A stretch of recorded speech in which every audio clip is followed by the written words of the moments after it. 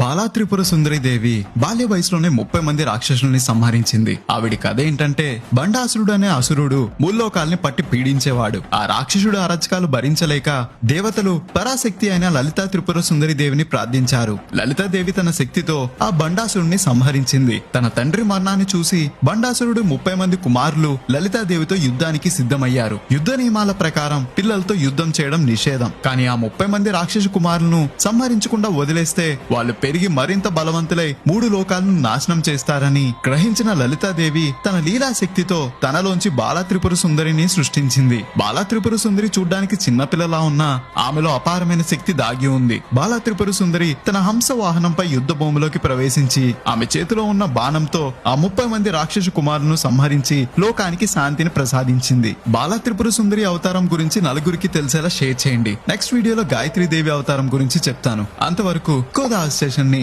Follow అవ్వాలి మరి.